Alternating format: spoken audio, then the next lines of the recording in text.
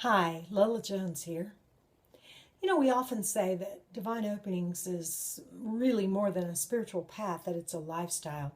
And doesn't it make sense that you can't really separate your spiritual life from your physical life? It's all one. And so, even things like making healthy chocolate to me are just part of that lifestyle. People are always asking me, well, how do you do it? I was just about to make my week's batch, and I thought, well, I'll share it with you. So what I did was I took this big butcher knife and I used it to shave off pieces of raw cacao. I can't do it with my left hand, but you press down on it real hard and you shave pieces of this big hard lump of raw cacao. This is super antioxidant superfood. You're healthier for eating this than if you didn't eat it. I eat it twice a day. A chunk of the final candy about that big, that top part, twice a day.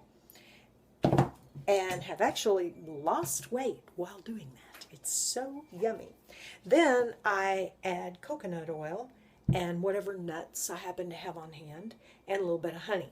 So what I did was I put about a third of this container, full of coconut oil, and out at room temperature on a warm evening, it'll liquefy. And then I put those cacao shavings in there. There's a big chunk. That one's going to need to melt. And then I put the nuts in there, and then I put about 3 tablespoons of raw honey in there. And then I stir it and I stir it and I stir it until the coconut oil kind of melts the raw cacao. Now I could blend it, but a lot would get stuck to the blades and I'd waste it. So I just kind of sit there and stir it and chop that cacao up until it's all really mixed together. So it's about a third raw cacao shavings. It's about a third coconut oil, and then it's about a third nuts. And then on top of that, I put honey to taste. Sometimes I get it sweeter than others. It's not a precise recipe, but it works. Then, since coconut oil is liquid at warm room temperature, I put it in the refrigerator to harden.